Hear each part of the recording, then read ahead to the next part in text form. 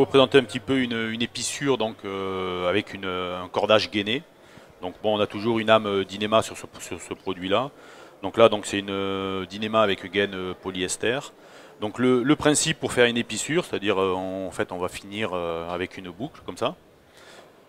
Ben, donc on fait un nœud environ 4-5 mètres de l'extrémité du cordage.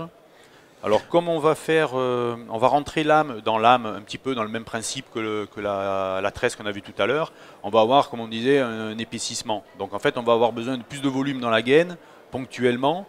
Donc ce qu'on va faire, on va tricher un petit peu et on va se donner du volume. C'est-à-dire qu'en fait on va extraire la lame du cordage sur une...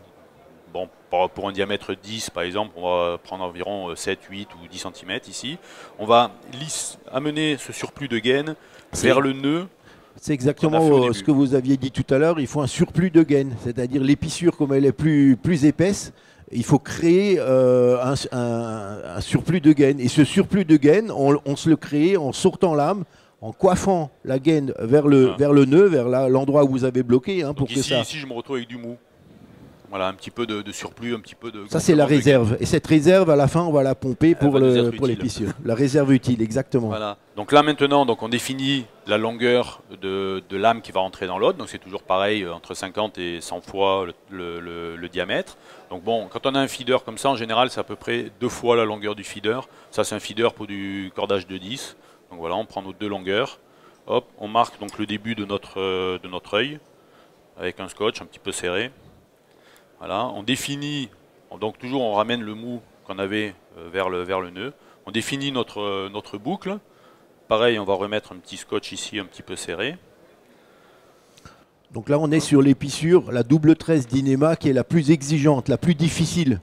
Si vous arrivez à faire ça, vous maîtrisez toutes les épissures.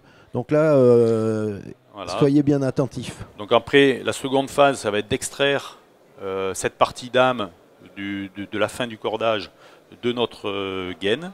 Donc là, bon, il faut triturer un petit peu le tressage pour extraire donc Ça, c'est une partie quand même assez, on va dire, où il faut un peu de doigté parce que vous allez sortir l'âme de la gaine à 2 endroits. Donc d'un côté, vous allez sortir bien sûr l'extrémité et de l'autre, vous allez former une boucle. Et ça, il faut le faire avec du doigté parce que si vous êtes là, voilà, vous cherchez le bulot et puis vous tirez les fils, ben, votre épissure, elle sera fichue. Donc il faut vraiment être extrêmement scrupuleux, extrêmement précis, et c'est là où il faut un peu le doigter. Je veux dire, ça c'est... Il ne faut pas essayer de tirer les fils, hein, sinon vous allez vous retrouver avec un chou-fleur et puis c'est terminé. Voilà, donc il faut bien écarter les fils de la gaine pour extraire donc cette âme. Il faut une demi-heure hein, pour réaliser une épissure comme ça, même si vous êtes entraîné avec un banc, bon, qu'on n'a pas ici, mais on vous montrera sur les différentes étapes. Il faut compter une demi-heure pour quelqu'un d'expérimenté. Donc la première fois que vous allez en faire, ça va être un petit peu plus long. Donc moi je vous conseille, commencez avec ce qu'on a vu au début, avec les simples tresses. Entraînez-vous, voilà, il faut avoir le bon feeling avec la fibre, avec les aiguilles, il faut un peu s'approprier les matériaux et vous verrez que vous progresserez très vite. Hein. Et puis une fois qu'on a mis le doigt là-dedans, ben, on prend goût.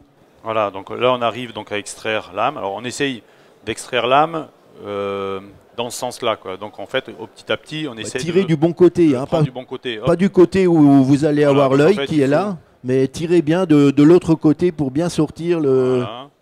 Donc bon, on va pas tout sortir. En fait, après, ce qu'il va falloir faire, c'est faire la même opération de l'autre côté, donc de notre boucle. Bon, on va le faire, ça sera plus simple. Voilà. Après, donc, en fait, en opposé, ici, on va faire le même procédé. Et là, par contre, il va falloir tirer l'âme qui doit venir comme ça, quoi.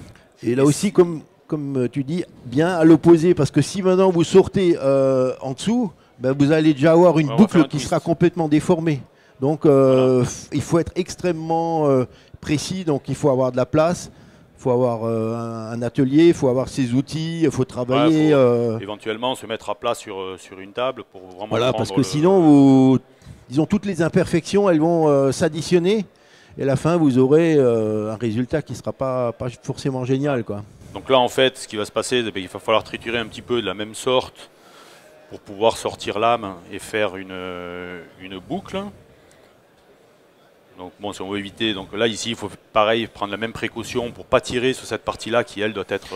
Celle-ci, il faut qu'elle reste. Ça, c'est déjà l'emplacement de votre œil. Donc celui-ci, il ne faut en aucun cas qu'il bouge parce que si vous le décalez, vous allez avoir des problèmes de mesure. Hein. Ouais. Donc à un moment donné, on va se retrouver donc avec cette partie qu'on a extrait tout à l'heure, plus celle-là, voilà, qu'on a sorti, ouais. Voilà, et on se retrouve encore avec un petit peu plus de mou ici. Donc on se retrouve avec cette configuration-là. Voilà. Alors la prochaine phase, ça va être donc de finaliser notre boucle. Donc en fait, on va... Et ce qui est important, c'est pour bien faire l'épissure, il faut bien visualiser et comprendre ce que vous faites. Parce que si vous suivez que point 1, point 2, point 3 et vous ne savez pas ce que vous faites, ça ne va jamais marcher. Donc il n'y a pas d'autre solution que celle-ci. Vous sortez la boucle, vous remettez ce brin à l'extrémité dans la boucle. Alors pour que ce soit propre, là, pour pas qu'on ait ce brin qui soit à l'extérieur, ce qu'on peut faire, c'est rentrer notre gaine sur 7-8 cm ici au niveau de l'âme, donc de la queue. Là. Parce qu'en fait, là, c'est pareil, c'est l'âme qui va donner la résistance du bout. Donc, c'est celle-ci qu'on va préserver. Là, le petit bout de gaine qu'on va rentrer, c'est juste pour cacher la gaine. Pour faire joli. Pour faire joli, voilà, exactement. Voilà. Donc là, hop, voilà, donc on l'a rentré. Ce qu'on ferait, on couperait ici, là, donc au bout. Et pareil, on va y filer. Dégraisser. De sorte à avoir une partie un petit peu conique, toujours pour ne pas avoir de point dur. Voilà. Et en fait, on obtiendra voilà, donc cette phase suivante ici, où on va avoir donc, la gaine qui est rentrée dans l'âme sur 7-8 cm. Voilà, bien dégraissée en cône. Bien, on ne voit pas trop de surépaisseur massive. Donc on se retrouve donc avec cette phase comme ça. Et en fait, maintenant, ça va être de rentrer cette partie-là dans l'âme de l'autre boucle pour en fait après se retrouver en fait avec cette configuration là quoi. Voilà, on va être comme ça, donc là on va le rentrer dedans. Donc là on touche tout doucement on imagine déjà la fin de l'épissure, hein. Après il n'y aura plus qu'un travail on va dire de mise en place avec le surplus de gaine, mais toutes ces opérations qu'on a vues, bien dégraisser, c'est vraiment très important de le faire avec méthode et soin.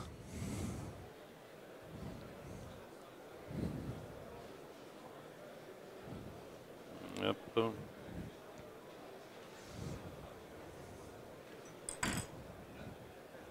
Voilà, donc on a rentré donc, âme dans âme.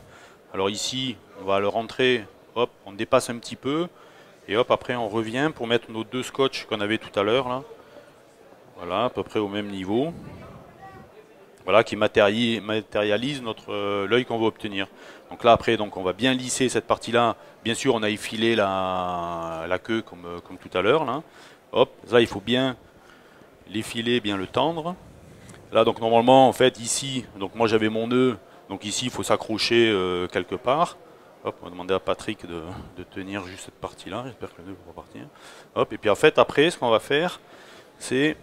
Hop, on va faire re-rentrer la gaine exactement comme on l'a sorti, quoi. Donc en fait, on va lisser petit à petit. Bon, voilà, donc là c'est facile parce qu'il n'y a pas le diamètre. Et là, donc maintenant, ici, on a le surplus de diamètre dû au fait qu'on soit l'un dans l'autre. Et là, ben là, en fait, il faut commencer à tirer fort. Et c'est pour ça qu'il faut avoir un point fixe relativement fort. Et puis après, ben, petit à petit... Alors, vous pouvez vous servir du winch sur votre bateau. Mais en tout cas, il faut vraiment de la force. Hein, alors, ce qu'il ou faut, un palan. Au début, on a un point fixe. On ramène au maximum à la main en tirant dessus. Alors bon, faire attention parce qu'en fait, les mains, ça peut... Prenez un morceau de cuir ou des gants. Ou... Voilà. Et une fois qu'on va être relativement rentré, là, en fait, on l'a défait.